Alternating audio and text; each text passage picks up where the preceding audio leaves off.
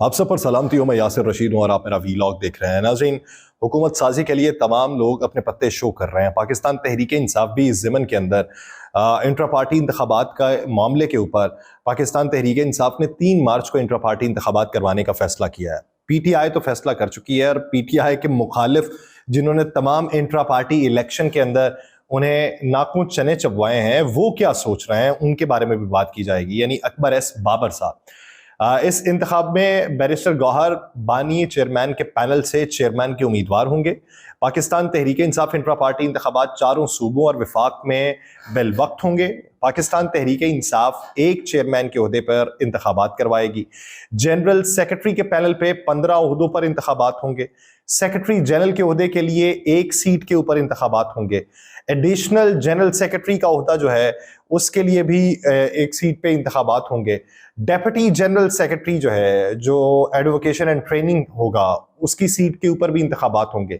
Deputy secretary general जो है उसकी नशिस्त के ऊपर 4 उम्मीदवार होंगे, जबकि सेंट्रल ज्वाइंट सेक्रेटरी जनरल के 8 उम्मीदवार होंगे। और उन्होंने अपने आइन के मुताबिक, जो पार्टी आइन है उसके मुताबिक इंतखाबात करवाने का फैसला कर लिया। लेकिन इस ज़मन के अंदर अब आने वाले दिनों में PTI में कौन रहेगा और सुन्नी इत्तेहाद काउंसिल में कौन होगा, ये एक बुनियादी सवाल है, जहां पे इस वक्त तमाम तरह चीज़ें ज़ेर गौर हैं इलेक्शन कमीशन ऑफ पाकिस्तान में कि कितनी नशिस्तें किसको दी जानी हैं। तो वहां पर पाकिस्तान तहरीक इंसाफ अगर इत्तेहाद में रहेगी सुन्नी इत्तेहाद के साथ, तो बैरिस्टर गौहर और उमर अयूब साहब जो हैं उन्होंने सुन्नी इत्तेहाद काउंसिल के अंदर शमूलियत इख्तियार नहीं की। इलेक्शन कमीशन के मुताबिक सुन्नी इत्तेहाद काउंसिल में 86 आज़ाद उम्मीदवारों ने शमूलियत इख्तियार की है और पाकिस्तान मुस्लिम लीग नून में 8 आज़ाद उम्मीदवार शामिल हुए हैं। इलेक्शन कमीशन ने जो 101 कामयाब आज़ाद उम्मीदवार थे उनमें से 96 की कामयाबी का नोटिफिकेशन जारी किया हुआ है। इलेक्शन कमीशन के जराये ये बताते हैं कि 5 आज़ाद उम्मीदवारों के नोटिफिकेशन अभी तक जारी नहीं किए गए, तो 86 जो हैं उन्होंने शमूलियत इख्तियार कर ली है। 2 बैरिस्टर गौहर और उमर अयूब साहब उन्होंने शमूलियत इख्तियार नहीं की। कल ये बहुत सवाल उठ रहा था कि जब सुन्नी इत्तेहाद काउंसिल के चेयरमैन साहिबजादा हामिद रजा साहब होंगे तो वहां पर बैरिस्टर गौहर और उमर अयूब साहब की हैसियत क्या होगी। तो आज इस ज़मन में उन्होंने फैसला ये किया है कि दोनों शख्सियात जो हैं वो सुन्नी इत्तेहाद काउंसिल में नहीं जाएंगी, बल्कि वो पाकिस्तान तहरीक इंसाफ को लीड करेंगी। इस ज़मन के अंदर अकबर एस बाबर साहब, जिन्होंने तहफ़्फ़ुज़ात का इजहार किया, जिनके केसेस को लेके आगे बढ़ा गया और उन्हीं की बुनियाद के ऊपर इंट्रा पार्टी इलेक्शन जो है उसे कलअदम करार देते हुए इलेक्शन कमीशन फिर खुद उसमें फरीक बन चुका था, तो वो अब की बार अकबर एस बाबर साहब ने इस इंट्रा पार्टी इलेक्शन पे भी सुप्रीम कोर्ट जाने का फैसला कर लिया। देखिए कि ये ऊंट किस करवट बैठता है। दूसरी तरफ पाकिस्तान मुस्लिम लीग नून और पीपल्स पार्टी के दरमियान विफाक के बाद बलूचिस्तान में भी शराकत इक़्तिदार का फॉर्मूला तय पा चुका है, जिसके तहत गवर्नर, स्पीकर, सूबाई असम्बली और सीनियर वजीर का ताल्लुक पाकिस्तान मुस्लिम लीग नून से होगा। वज़ीर आला पीपल्स पार्टी से होगा। बाप पार्टी के 2 सूबाई वजारतों की हिस्सेदारी होगी। गवर्नर के लिए मुस्लिम लीग नून पार्टी के सूबाई सदर जाफर मंदोखेल को सूबे का गवर्नर बनाने का फैसला कर चुकी है, जबकि पीपल्स पार्टी की तरफ से मुमकिन तौर पर सरफराज बुगटी साहब जो है वो वज़ीर आला बलूचिस्तान होंगे। फिलहाल पीपल्स पार्टी ने वजारत आला के लिए मुख्तलिफ नामों पर गौर शुरू कर रखा है, जिसमें सादिक इमरानी साहब भी हैं, नवाब सरफराज बुगटी साहब भी हैं, सनाउल्लाह ज़हरी साहब भी हैं, ज़हूर बलीदी साहब भी हैं। लेकिन इन सब में से जो सरफराज बुगटी साहब हैं वो मजबूत कैंडिडेट के तौर पे हैं, इसलिए कि उन्होंने उस वक्त निगरान हुकूमत को छोड़ा था जब इलेक्शन शेड्यूल का इजरा होने वाला था और उस वक्त उन्होंने पाकिस्तान पीपल्स पार्टी में शमूलियत इख्तियार कर ली थी। मौजूदा सूरत हाल में हुकूमत साजी के लिए कमेटीज जो हैं वो दोनों जमातों की नशस्तों को सामने रखते हुए ये तय कर चुकी है कि सूबे में दोनों जमातों को इब्तदाई तौर पर 6-6 वजारतें दी जाएंगी और इजाफे की सूरत में तनासुब को बरकरार रखा जाएगा। इसी तरीके से दोनों जमातों ने अपनी इत्तेहादी बलूचिस्तान अवामी पार्टी को भी इक़्तिदार का सांची बनाया है और उसको 2 वजारतें दी जाएंगी। डेप्यूटी स्पीकर बलूचिस्तान असम्बली का ताल्लुक भी पाकिस्तान पीपल्स पार्टी से होगा। बलूचिस्तान के अंदर पाकिस्तान पीपल्स पार्टी को मखसूस नशस्तों के बाद 19 और पाकिस्तान मुस्लिम लीग नून को 18 नशस्तें हासिल होंगी, जबकि हुकूमत साजी के लिए 33 नशस्तें दरकार हैं।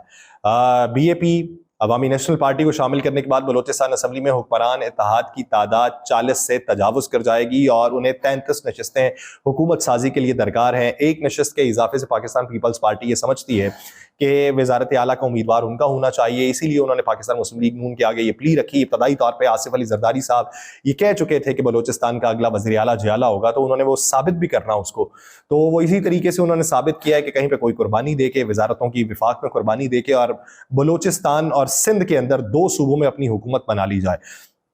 और उधर पाकिस्तान मुस्लिम लीग नून पंजाब में और वफाक में अपनी हुकूमत बनाएगी।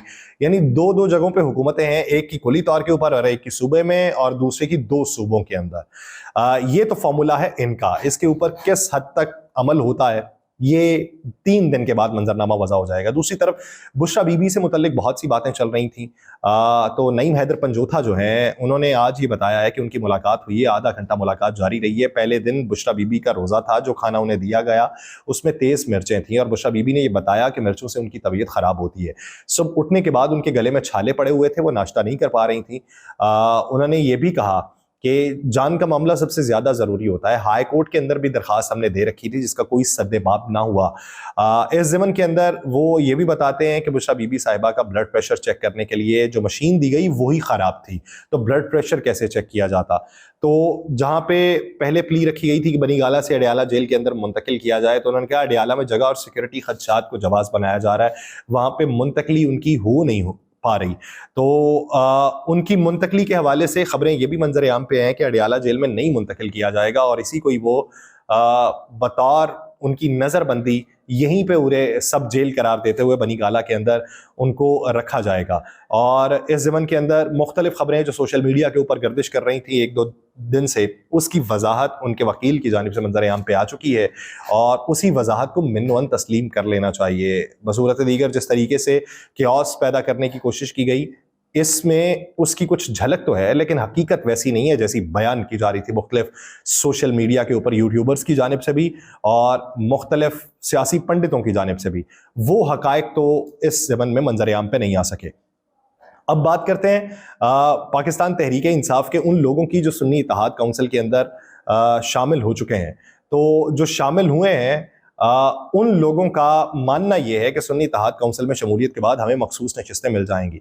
लेकिन यहाँ पे 2 चीज़ें हैं। एक है इलेक्शन एक्ट 2017 का जो रूल है 94, उसके मुताबिक किसी ऐसी जमात में शमूलियत हो सकती है जिसका कोई एक फ़र्द उसके प्लेटफॉर्म से उसके इंतखाबी निशान से जीता हुआ हो, जिसके पास इंतखाबी निशान मौजूद हो, ऐसी जमात। अब सुन्नी इत्तेहाद काउंसिल के पास इंतखाबी निशान भी मौजूद है वहाँ पर, लेकिन बात यह है कि वो अपने निशान से इलेक्शन में नहीं उतरे, वो आज़ाद हैसियत से उतरे। अब बहुत से कानूनदान ये भी बात करते हैं कि वो शमूलियत इख्तियार नहीं कर सकते उधर क्योंकि उनके अपने प्लेटफॉर्म से नहीं जीते हुए। तो वहाँ पे अचंभे की बात एक ही मंजर आम पे आएगी कि एक पार्टी है जिस पार्टी के ऊपर इलेक्शन कमीशन में कोई कदगन नहीं है और जिस पार्टी के ऊपर ये भी नहीं है कि इसके इंट्रा पार्टी जो इलेक्शन है वो कलअदम है, जिसके चेयरमैन के ऊपर भी कोई इबाम नहीं है, तो क्या बतौर चेयरमैन वो जिस पार्टी का सरबराह है वो अपनी पार्टी में भी शमूलियत इख्तियार नहीं कर पाएगा? जब उनकी अपनी शमूलियत के बारे में इबाम पैदा होगा तो फिर कुली तौर पे होगा ना। तो अगर वो अपनी जमात में जा सकते हैं तो फिर सारे ही जा सकते हैं। अगर वो खुद नहीं जा सकते तो फिर यहाँ पे कानूनी सुकम और इस कानूनी पेचीदगी को किस तरीके से हल किया जाएगा, क्योंकि कमीशन जो है वो सुन्नी इत्तेहाद काउंसिल को मखसूस नशिस्तें देने या ना देने से मुतल्लिक हतमी फैसला आज कर लेगा। इलेक्शन कमीशन मखसूस नशिस्तों का कोटा आज सियासी जमातों को अलॉट कर देगा और सुन्नी इत्तेहाद काउंसिल का कोटा मिलने पर 4.5 के तनासुब से एक मखसूस नशिस्त मिलेगी। सुन्नी इत्तेहाद काउंसिल को कोटा ना मिलने पर सियासी जमातों को 3 के तनासुब से मखसूस नशिस्तें मिलेंगी। इलेक्शन कमीशन की जानिब से आज हतमी पार्टी पोजीशन जारी किए जाने का कभी इम्कान है। अगर इन्हें महरूम रखा जाता है तो उधर सीटों का इजाफा हो जाएगा दूसरी जमातों को, और अगर इधर नहीं रखा जाता तो फिर तनासुब तब्दील हो जाएगा। अब इस ज़मन में इलेक्शन कमीशन ऑफ पाकिस्तान ने फैसला करना है और आज ही हो जाएगा और आज ही ये कानूनी पेचीदगियां जो है इस पर सवाबदीद इलेक्शन कमीशन ऑफ पाकिस्तान की है, चाहे वो रूल 94 की हो, चाहे वो इलेक्शन एक्ट 2017 के सेक्शन 104 की हो, तो इस पे सवाबदीद तो इलेक्शन कमीशन की है। अब ये देखना है कि ये लोग क्या अदालतों में जाते हुए दिखाई देते हैं या इनका मामला इलेक्शन कमीशन से ही हल होता दिखाई देता है। मुझे दीजिए इजाजत, अल्लाह निगहबान।